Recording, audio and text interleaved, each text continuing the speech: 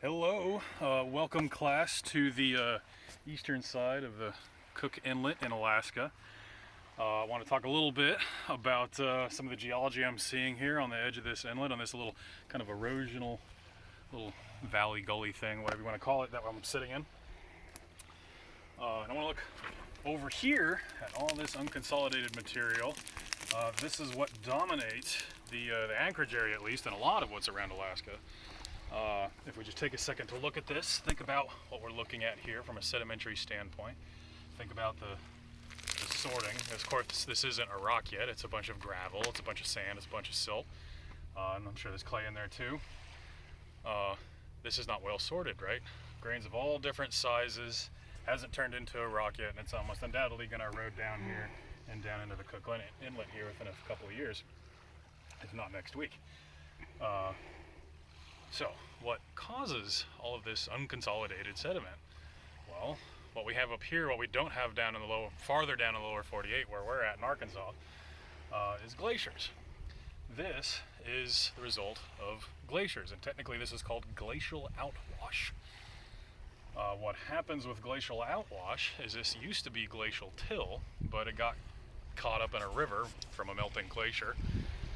And got brought out here to the coast. Now, these glaciers that this came from are really just a few miles back here behind us, especially melting pretty heavily coming out of the last ice age 10 to 12,000 years ago. But some of those glaciers are actually still there, and they're still melting, still bringing out glacial till, and still pushing out glacial outwash as it comes down the river.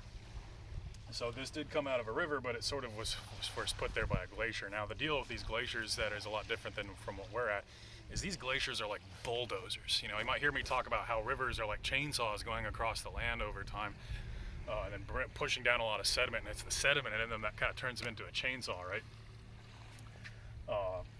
But I'll liken glaciers to bulldozers as they come down these mountain valleys. They're really scouring them out, taking out just about anything. If we actually look at some of these rocks, I mean, we've got a little bit of everything. We've got diorite, we've got sandstones, we've got other types of igneous rocks. I think I saw some rhyolite earlier, rhyolite porphyry, just about everything. Not sure what that is. So yeah, that's what we see here. Now, Anchorage has a long history of being sort of a troubled spot as far as natural disasters goes. There was a massive earthquake in 1964 called the Good Friday earthquake.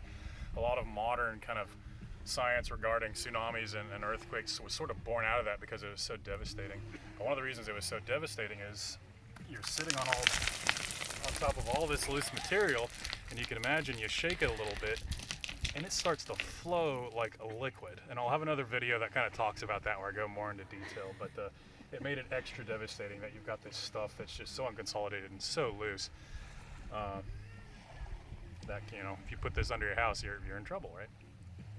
Something else that I want to point out, you can see there's sort of a feature here, a line right here where we go from really larger gravels to on top of that, it's more sandy. If you can look right here, once we get into sedimentary structures, I don't know if we have yet or not, but you can see cross beds, and you can see them a little bit better probably up here on the other side.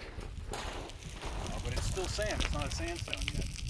So with this, you're thinking lower flow, you're not depositing these huge gravels, something changed. This may even be a little bit of an unconformity where this all came in and then it was out of the water, there's a little bit of erosion, then later on the water came back, kind of like a river moves back and forth right over an area.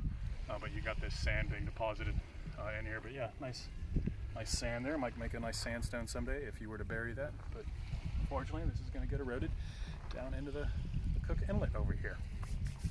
So yeah, there's glacial sediment and glacial till. Oh, and I guess I can relate it a little bit more to Arkansas. We have the mosquitoes around here, brutal. I ate one the other day. We have what's that ridge called? Crowley's Ridge over in eastern Arkansas. It's a glacial feature. However, there were never any glaciers. There's no evidence we ever had glaciers in Arkansas, but they were up in Missouri during the last ice age. They kind of came down to the Kansas City, St. Louis boundary, kind of halfway across Missouri there. As those things were eroding, they were putting out a lot of glacial outwash just like this, just like that sand. Hopefully it doesn't fall on me. I'm sure this is an OSHA violation.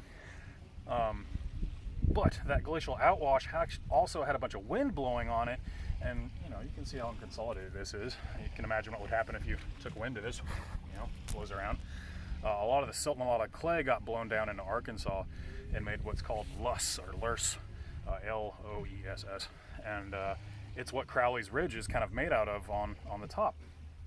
The rest of it has been eroded away by the rivers around there, but Crowley's Ridge is kind of sitting up higher a little bit, and so the rivers never really got to it. So it's this glacial sediment that's still kind of left over there from the Ice Age, from the glaciers that were farther north of us in Missouri.